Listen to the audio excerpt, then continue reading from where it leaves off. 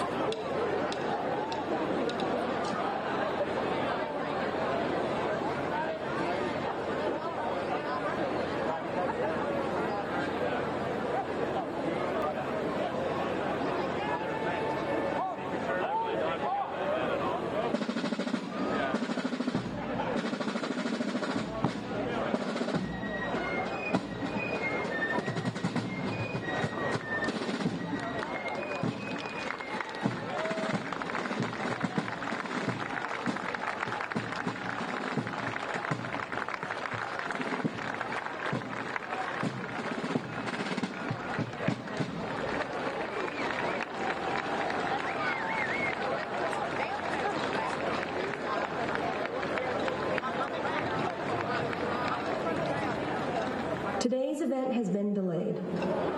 Please stand by and we will resume soon.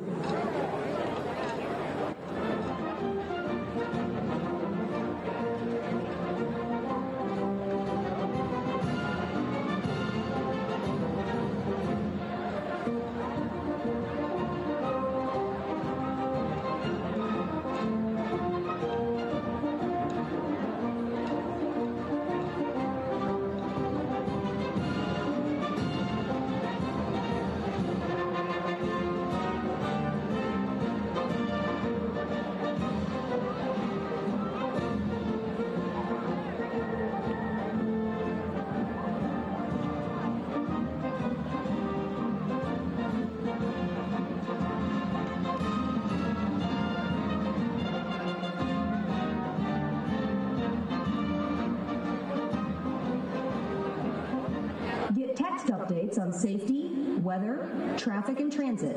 Text July 4 DC to 888-777.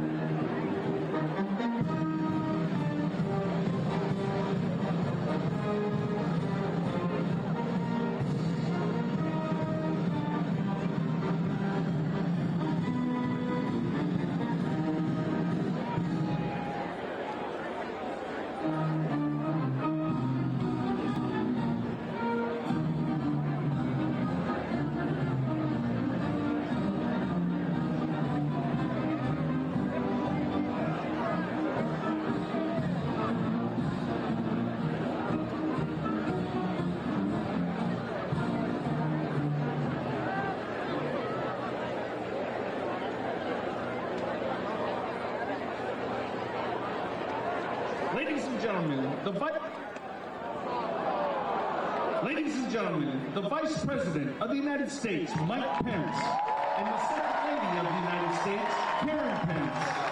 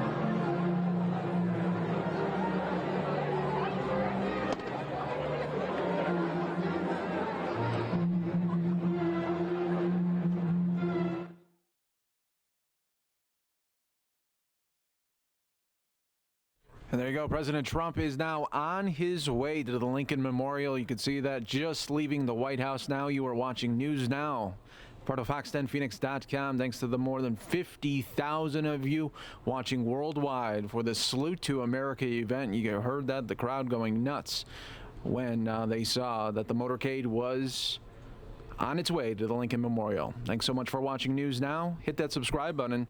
That way you'll always be in the know when we are live and bringing you content from around the country and the world. Now let's bring you back out live.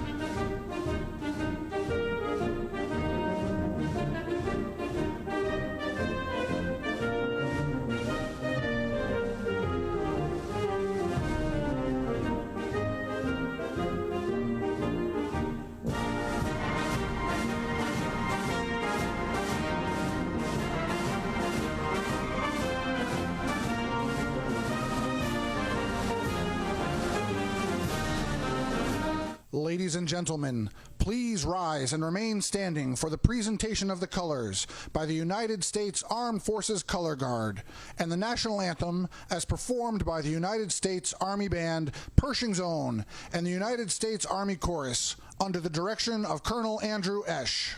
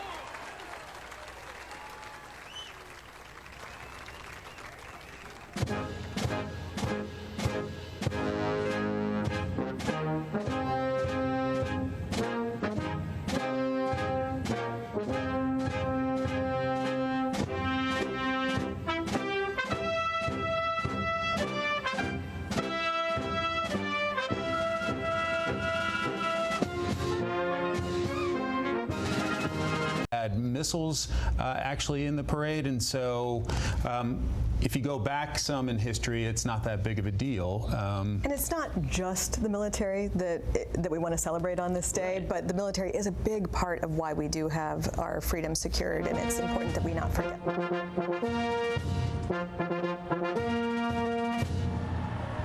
Ladies and gentlemen, the President of the United States, Donald J. Trump, and the First Lady of the United States, Melania Trump.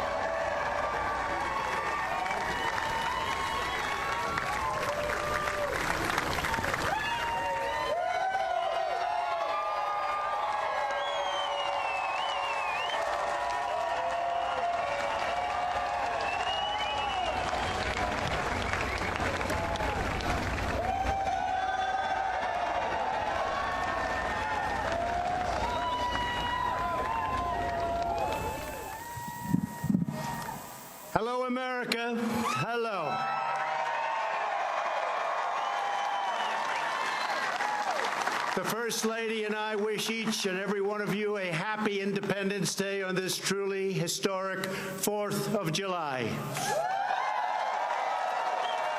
Today we come together as one nation with this very special salute to America. We celebrate our history, our people, and the heroes who proudly defend our flag, the brave men and women of the United States military. We are pleased to have with us Vice President Mike Pence and his wonderful wife, Karen.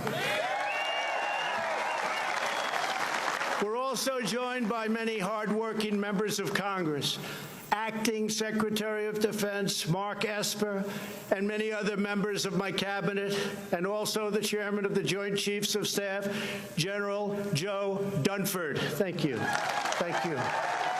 Thank you. Lieutenant General Daniel Hawkinson of the National Guard, and distinguished leaders representing each branch of the United States Armed Forces, the Army, Navy, Air Force, Coast Guard, Marines, and very soon, the Space Force.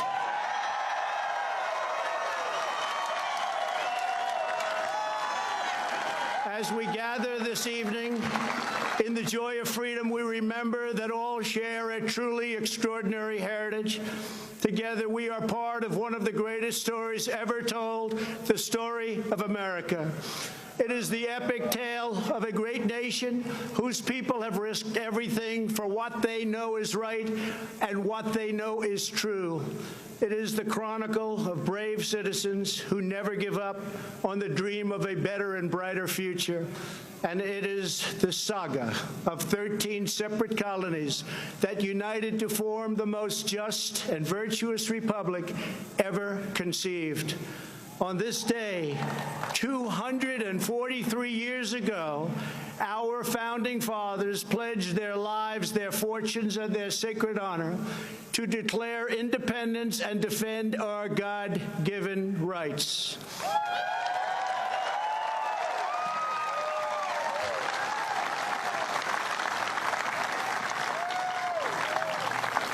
Thomas Jefferson wrote the words that forever changed the course of humanity.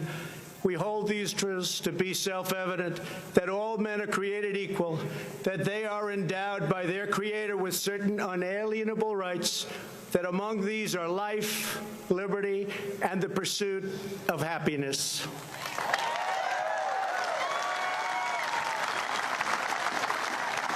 With a single sheet of parchment and 56 signatures, America began the greatest political journey in human history. But on that day, the patriots who would determine the ultimate success of the struggle were 100 miles away in New York. There, the Continental Army prepared to make its stand, commanded by the beloved General George Washington.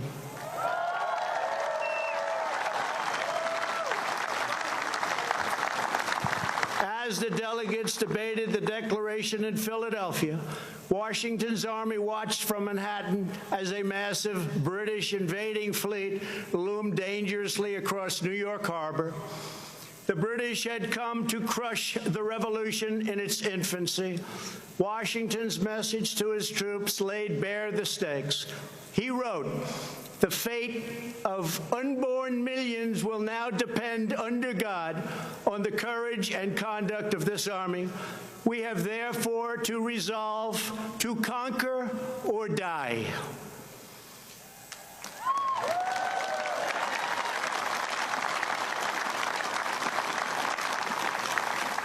Days later, General Washington ordered the Declaration read aloud to the troops. The assembled soldiers just joined an excited crowd running down Broadway. They toppled the statue of King George and melted it into bullets for battle. The faraway king would soon learn a timeless lesson about the people of this majestic land. Americans love our freedom, and no one will ever take it away from us.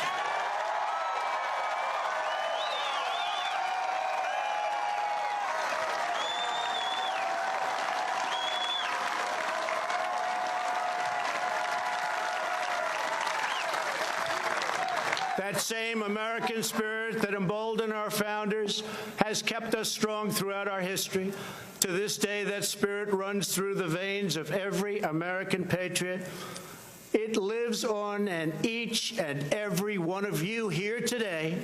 It is the spirit, daring and defiance, excellence and adventure, courage and confidence, loyalty and love that built this country into the most exceptional nation in the history of the world. And our nation is stronger today than it ever was before. It is its strongest now.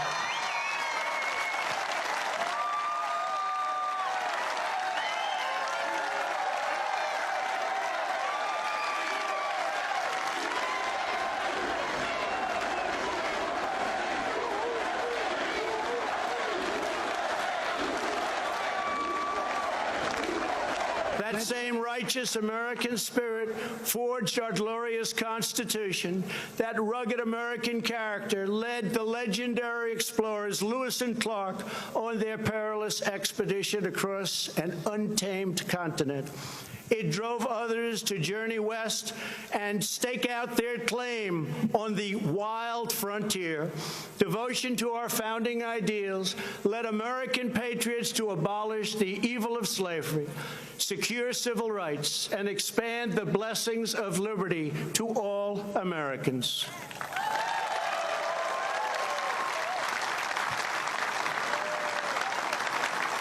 This is the noble purpose that inspired Abraham Lincoln to rededicate our nation to a new birth of freedom and to resolve that we will always have a government of, by, and for the people.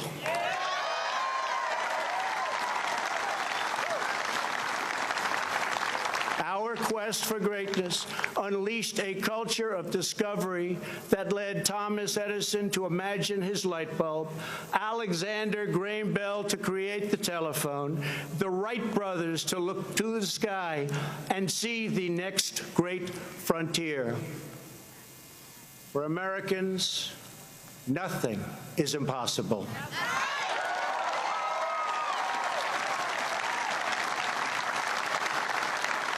Exactly 50 years ago this month, the world watched in awe as Apollo 11 astronauts launched into space with a wake of fire and nerves of steel and planted our great American flag on the face of the moon. Half a century later, we are thrilled to have here tonight the famed NASA flight director who led mission control during that historic endeavor, the renowned Gene Kranz.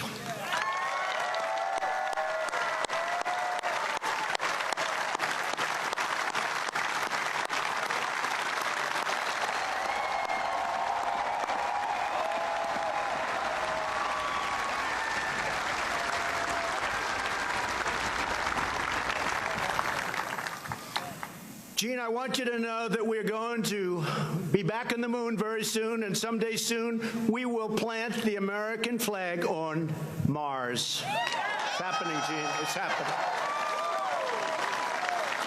Our nation's creativity and genius lit up the lights of Broadway and the sound stages of Hollywood.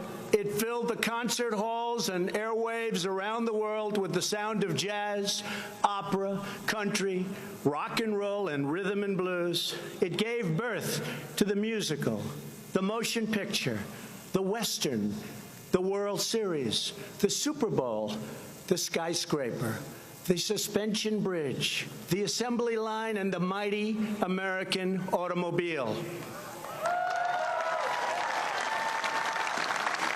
It led our citizens to push the bounds of medicine and science to save the lives of millions. Here with us this evening is Dr. Emanuel Freireich. When Emanuel began his work, 99% of children with leukemia died.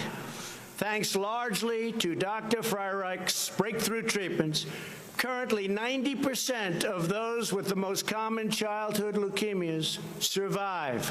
Doctor, you are a great American hero. Thank you.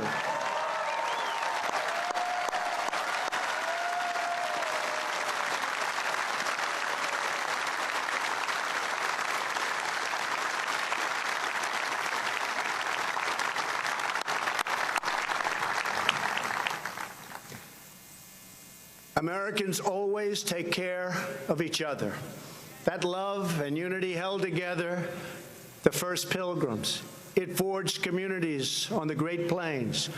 It inspired Clara Barton to found the Red Cross, and it keeps our nation thriving today. Here tonight, from the Florida Panhandle, is Tina Belcher. Her selfless generosity over 3 decades has made her known to all as Mrs. Angel. Every time a hurricane strikes, Mrs. Angel turns her tiny kitchen into a disaster relief center. On a single day after Hurricane Michael, she gave 476 people a warm meal. Mrs. Angel, your boundless heart inspires us all. Thank you.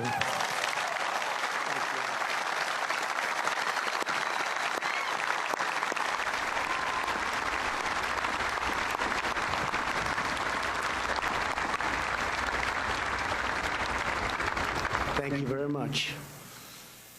From our earliest days, Americans of faith have uplifted our nation. This evening, we are joined by Sister Deirdre Byrne. Sister Byrne is a retired Army surgeon who served for nearly 30 years. On September 11, 2001, the sister raced to Ground Zero. Through smoke and debris, she administered first aid and comfort to all. Today, Sister Byrne runs a medical clinic serving the poor in our nation's capital. Sister, thank you for your lifetime of service. Thank you.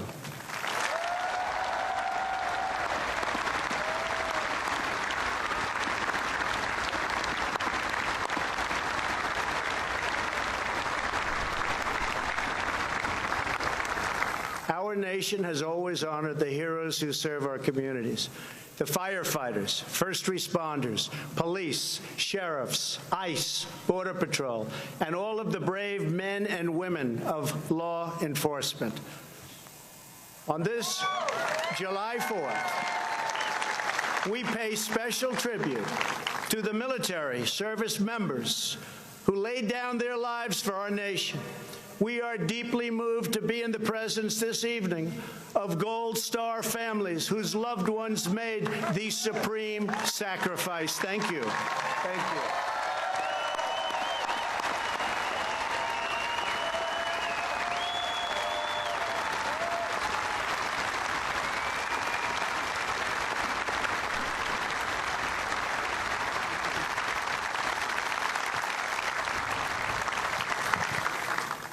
Thank you very much. Throughout our history, our country has been made ever greater by citizens who risked it all for equality and for justice. 100 years ago this summer, the women's suffrage movement led Congress to pass the constitutional amendment giving women the right to vote.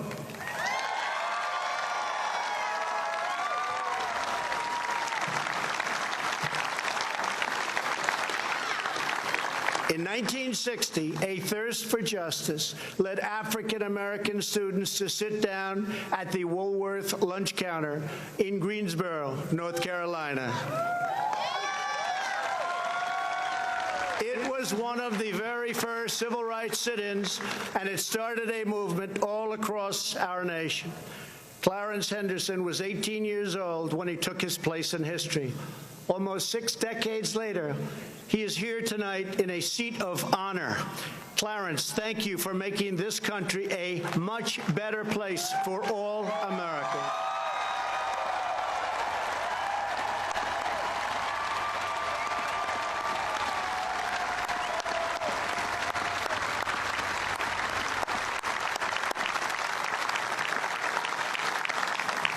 In 1963, Reverend Martin Luther King Jr. stood here on these very steps and called on our nation to live out the true meaning of its creed and let freedom ring for every citizen all across our land. America's fearless resolve has inspired heroes who defined our national character, from George Washington, John Adams, and Betsy Ross to Douglas, Frederick Douglass. the great Frederick Douglass, Harriet Tubman, Amelia Earhart, Douglas MacArthur, Dwight Eisenhower, Jackie Robinson, and, of course, John Glenn. It has willed our warriors up mountains and across minefields. It has liberated continents, split the atom, and brought tyrants and empires to their knees. Here with us this evening is Earl Morse. After retiring from the Air Force, Earl worked at a VA hospital in Ohio. Earl found that many World War II veterans could not afford to visit the memorial on the National Mall. So Earl began the very first honor flights that have now brought over 200,000 World War II heroes to visit America's monument. Earl, thank you. We salute you. Thank you.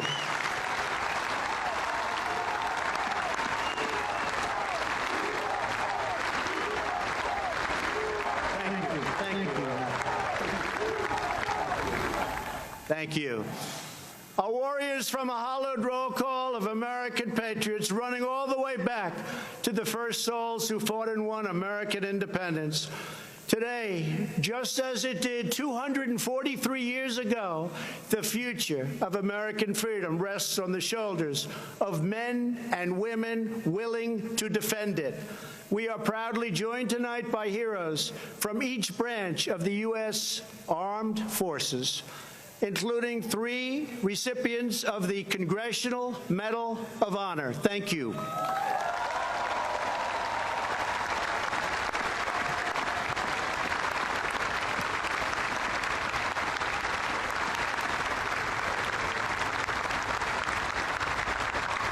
They and thousands before us served with immense distinction, and they loved every minute of that service. To young Americans across our country, now is your chance to join our military and make a truly great statement in life, and you should do it.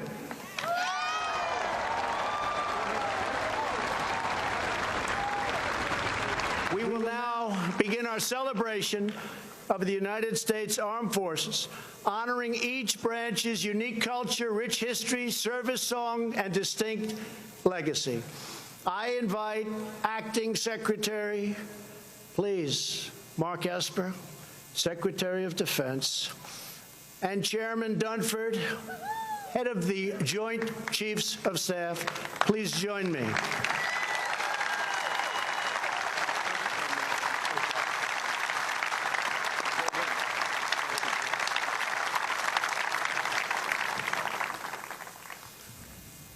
In August of 1790, by request of George Washington and Alexander Hamilton, Congress established a fleet of 10 swift vessels to defend our shores. These revenue cutters would fight pirates, stop smugglers, and safeguard our borders.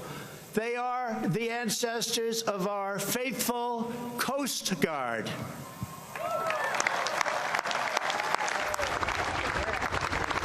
When our ships were seized and sailors kidnapped by foreign powers in 1812, it was a revenue cutter, the swift schooner Thomas Jefferson, that swept in to capture the first British vessel of the war.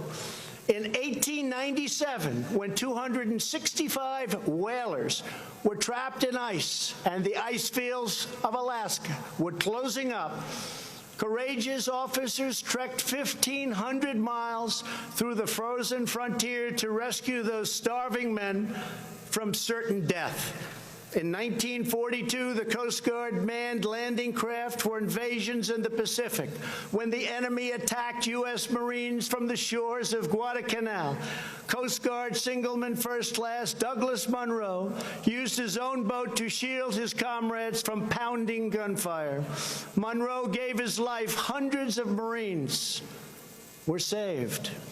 As he lay dying on the deck, his final question embodied devotion that sails with every Coast Guardsman. Did they get off? On On D-Day, the Coast Guard's famous Matchbox fleet served valiantly through every hour of the greatest amphibious invasion in the history of our country. One coxswain said the water boiled with bullets like a mud puddle in hailstorm, but still the Coast Guard braved death to put our boys on Utah and Omaha beaches.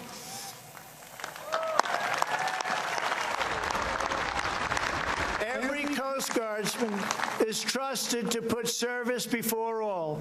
Coasties plunge from helicopters and barrel through pouring rain and crashing waves to save American lives. They secure our borders from drug runners and terrorists in rough seas, at high speeds. Their sharpshooters take out smugglers' engines with a single shot. They never miss. When the red racing stripes of a Coast Guard vessel break the horizon, when their chopper blades pierce the sky, those in distress know that the help is on their way, and our enemies know their time has come.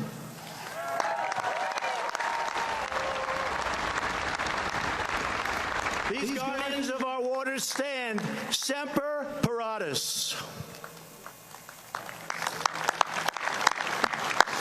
They are always ready.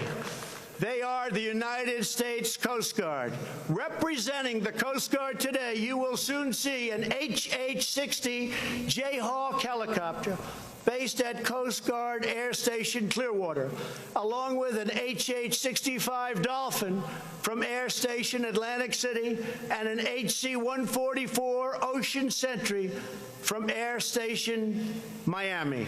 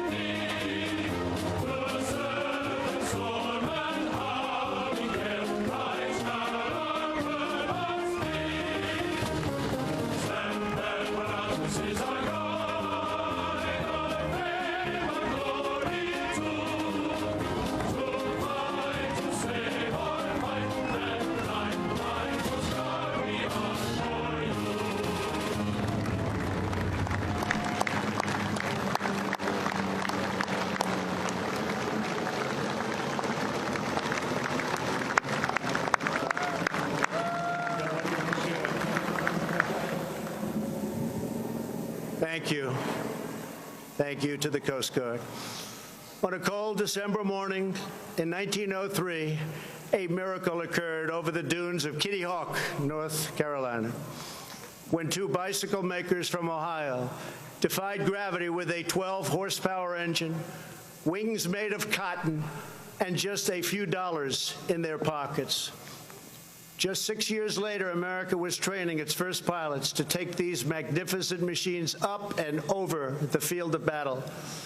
In World War I, our flyboys rushed the skies of Europe, and aces like Eddie Rickenbacker filled hearts and headlines with tales of daring duels in the clouds. General Billy Mitchell saw the promise of this technology and risked court-martial in his quest for an independent Air Force. He was proven right when empires across the oceans tried to carve up the world for themselves, and America stood in the way. We wouldn't let it happen.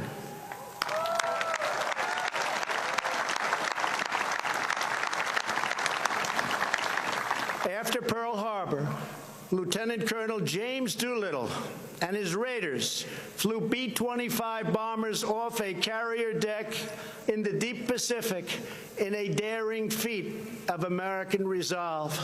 And as President Roosevelt said, the Nazis built a fortress around Europe, but they forgot to put a roof on it.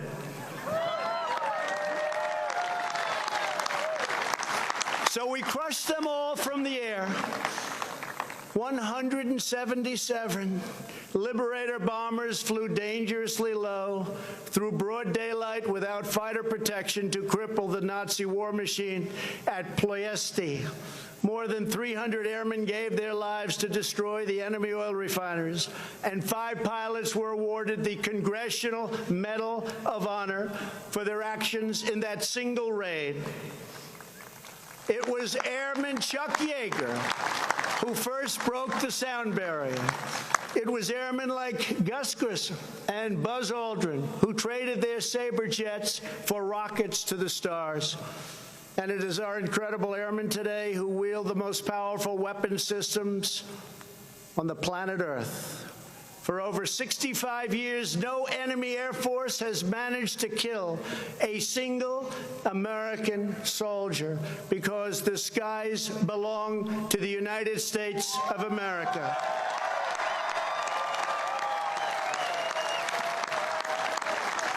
No enemy has attacked our people without being met by a roar of thunder and the awesome might of those who bid farewell to earth and soar into the wild blue yonder. They are the United States Air Force. Representing the Air Force, you will soon see beautiful, brand-new F-22 Raptors from Langley Air Force Base in Virginia, and one magnificent B-2 stealth bomber from Whiteman Air Force Base in Missouri.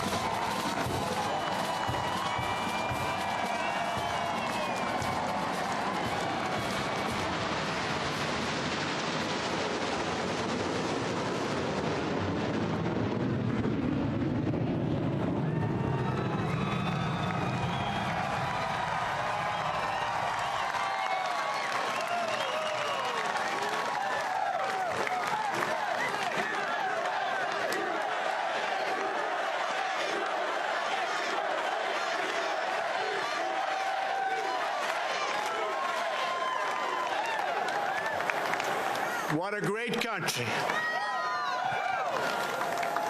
In October of 1775, the Continental Congress ordered the construction of 2 swift sailing vessels, each carrying 10 cannons and 80 men to sail eastward.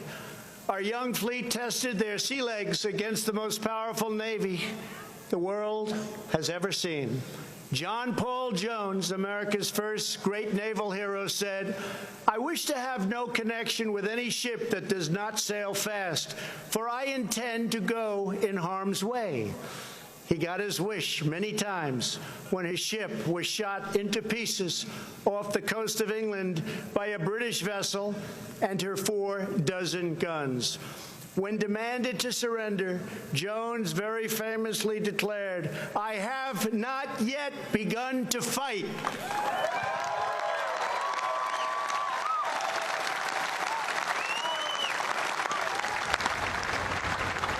When our Navy begins fighting, they finish the job. The War of 1812, Captain James Lawrence fell with his brothers on the USS Chesapeake. His dying command gained immortality. Don't give up the ship. In the Battle of Mobile Bay, Admiral David Farragut lashed himself to the rigging of his flagship to see beyond the cannon smoke, crying, "Damn the torpedoes, full speed ahead." In World War II, it was aviators launched from the carrier Enterprise, Hornet, Yorktown, who filled the skies of Midway and turned the tide of the Pacific War. Nobody could beat us. Nobody could come close. On D-Day, CB engineers came ashore to destroy blockades and barriers, making way for the invasion. Many lost their lives, but they took the German defenses with them, and our men crushed upon the beaches like a mighty storm. From the naval demolition units of World War II arose a force that became famous in the Mekong Delta. They don't want to see our force again. The very best of the very best, the Navy SEALs.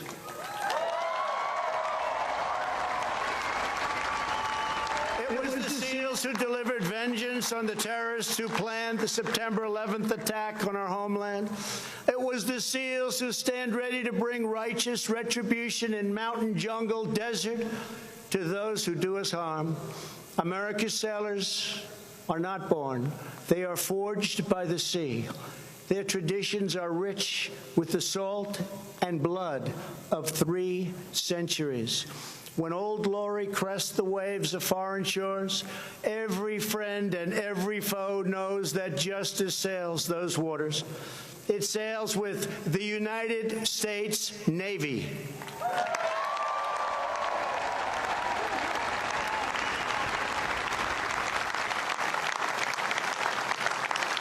Representing our great Navy today will be 2 F-18 Super Hornets from Naval Air Station Oceana in Virginia, along with 2 F-35 Lightnings from Naval Air Station Lemoore in California.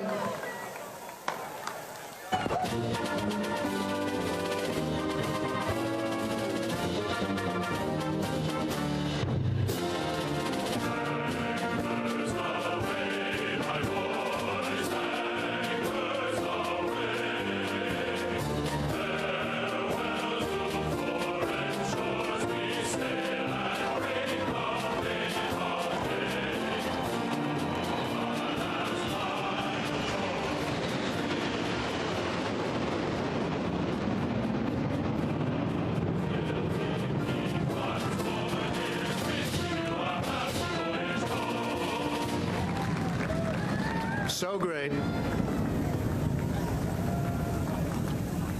In November of 1775, the Continental Congress created 2 battalions of a new kind of warrior, one who kept and would protect our ships and sailors and be at home, both ashore and in the mast, with musket in hand. Their versatility was proven in the War of Independence when 234 Continental Marines conducted their first amphibious raid, capturing the British supply of gunpowder and cannons at Fort Nassau. Ever since, Marines have fought in every American war. Their legend has grown and grown and grown with each passing year. It was the Marines who won America's first overseas battle, vanquishing Barbary pirates on the shores of Tripoli. Their high, stiff collar, which shielded them from the pirate's sword, earned them the immortal name Leatherneck.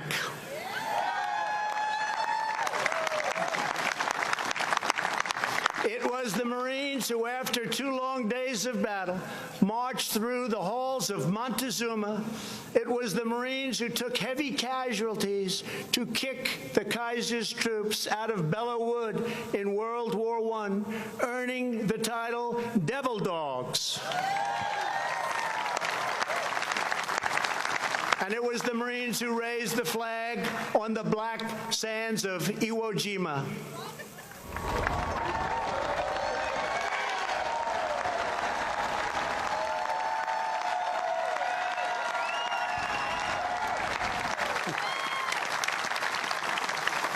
From the Chosin Reservoir to Quezon, from Helmand to Baghdad, Marines have struck fear into the hearts of our enemies and put solace into the hearts of our friends. Marines always lead the way. After the 1983 Marine barracks bombing in Beirut, which claimed the lives of 241 great U.S. servicemen, Marine Sergeant Jeffrey Nashton lay in bandages, so badly wounded, barely alive. When the Commandant of the Marine Corps came to visit his hospital, Sergeant Nashton had to feel for the general's collar. He wanted to feel his 4 stars. He could not see and he could not speak. He signaled for pen and paper, and with shaking hand he wrote 2 words, Semper Fi.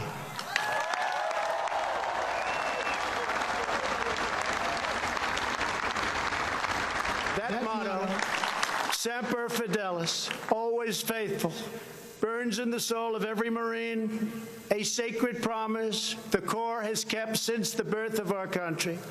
They are the elite masters of air and land and sea on battlefields all across the globe. They are the United States Marines.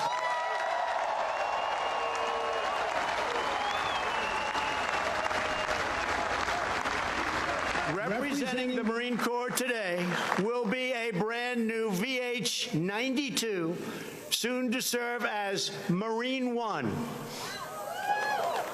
along with 2 V-22 Ospreys from the famed HMX-1 helicopter squadron at Quantico, the Nighthawks.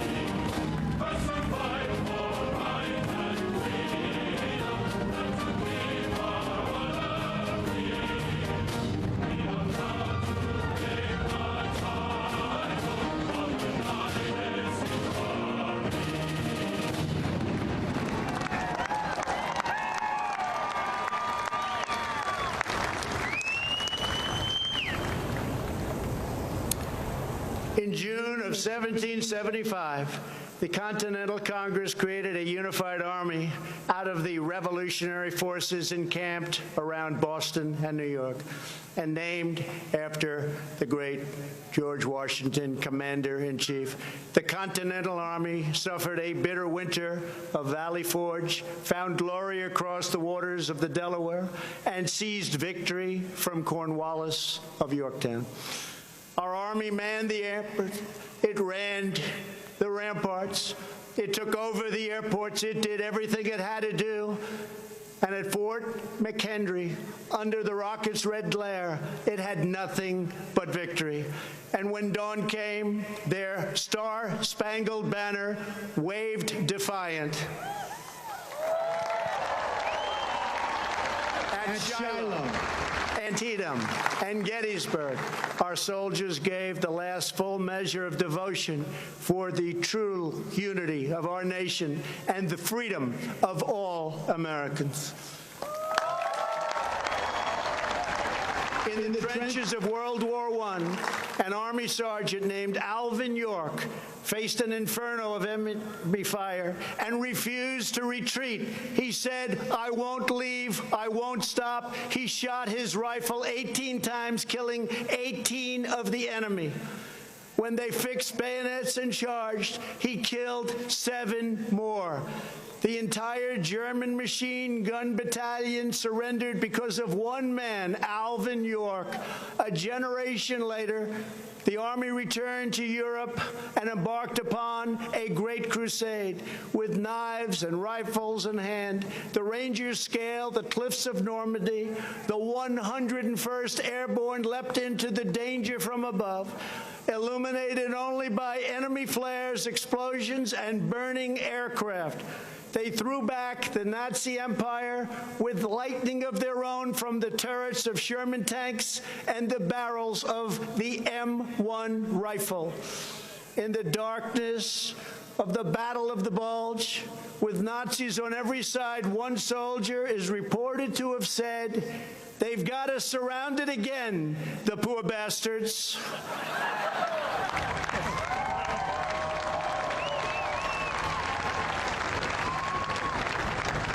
Outnumbered, American warriors fought through the bunkers of Pork Chop Hill and held the line of civilization in Korea. In the elephant grass of Vietnam, the 1st Cavalry made its stand amid a forest consumed in flame with enemies at every single turn. The Army brought America's righteous fury down to al-Qaeda in Afghanistan and cleared the bloodthirsty killers from their caves. They liberated Fallujah and Mosul and helped liberate and obliterate the ISIS caliphate just recently in Syria, 100% gone. Through centuries, our soldiers have always pointed toward home, proclaiming, "This we'll defend." They live by the creed of Douglas MacArthur: "In war, there is no substitute for victory." They are the greatest soldiers on earth.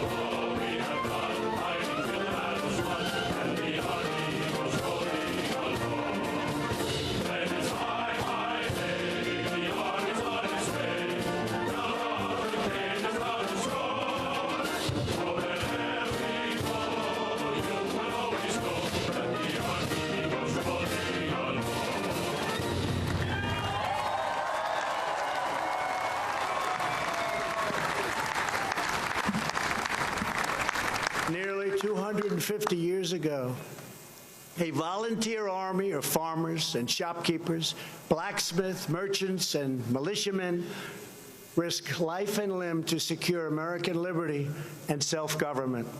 This evening, we have witnessed the noble might of the warriors who continue that legacy. They guard our birthright with vigilance and fierce devotion to the flag and to our great country. Now we must go forward as a nation with that same unity of purpose. As long as we stay true to our cause, as long as we remember our great history, as long as we never, ever stop fighting for a better future, then there will be nothing that America cannot do.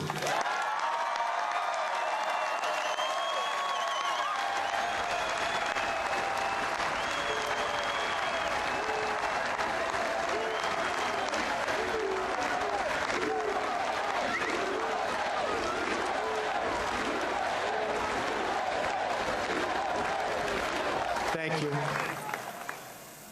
We will always be the people who defeated a tyrant, crossed a continent, harnessed science, took to the skies, and soared into the heavens, because we will never forget that we are Americans and the future belongs to us.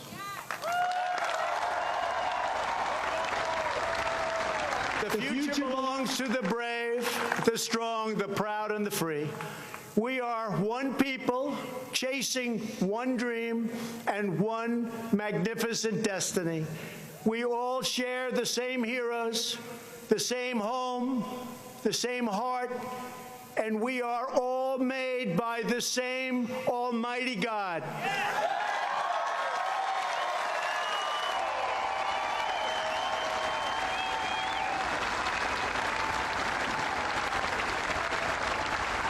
From the banks of the Chesapeake to the cliffs of California, from the humming shores of the Great Lakes to the sand dunes of the Carolinas, from the fields of the heartland to the Everglades of Florida, the spirit of American independence will never fade, never fail, but will reign forever and ever and ever.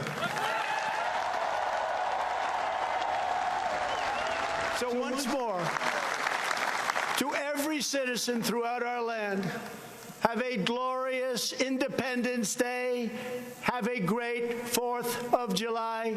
I want to thank the Army Band, the National Park Service, the Interior Department, the incredible pilots overhead, and those who are making possible the amazing fireworks display later this evening. Now, as the band plays the Battle Hymn of the Republic, I invite the First Lady, Vice President and Mrs. Pence, the service secretaries and military leaders to join me on stage for one more salute to America by the famous, incredible, talented Blue Angels. God bless you, God bless the military, and God bless America. Happy 4th of July.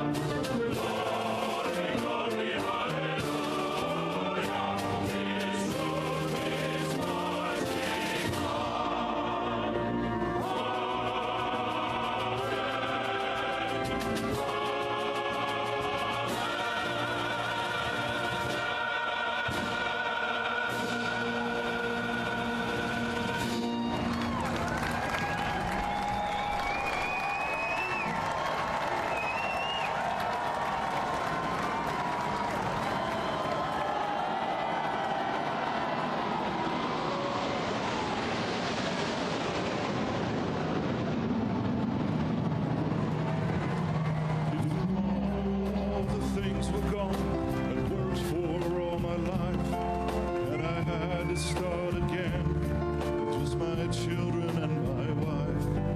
I thank my lucky stars to be living here today, 'cause the flag still stands for freedom, and they can't take that away.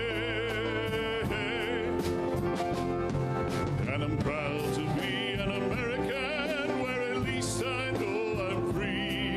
And I won't forget the ones who died, who gave that right to me. And I gladly stand up next to you and defend her still today. 'Cause there ain't no doubt I love this land. God bless the USA.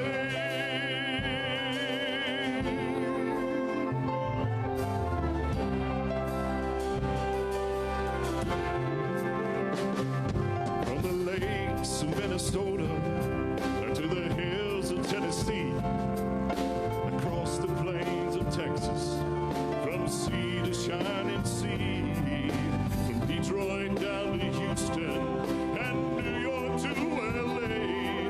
Well, there's pride in every American heart. It's time we stand and say, and I'm proud to be an American, where at least I know I'm free.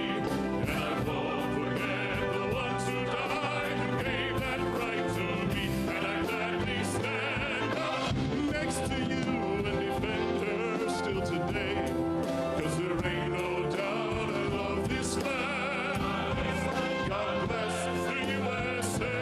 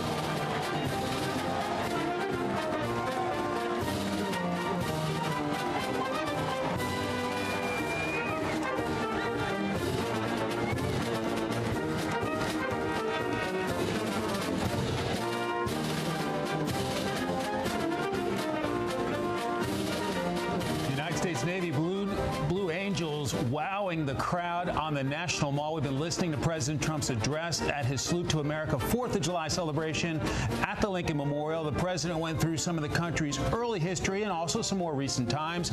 He praised the U.S. military, introduced veterans, and encouraged young Americans to join the armed forces. Then it was time for the tributes to the individual services and flyovers from a wide array of aircraft. A huge crowd was also entertained by the United States Army Band and Army Chorus. Spectacular as always. The president concluded by saying the future belongs to Americans. Let's hear a bit of his speech. We come together as one nation with this very special salute to America. We celebrate our history, our people, and the heroes who proudly defend our flag, the brave men and women of the United States military. Americans love our freedom, and no one will ever take it away from us.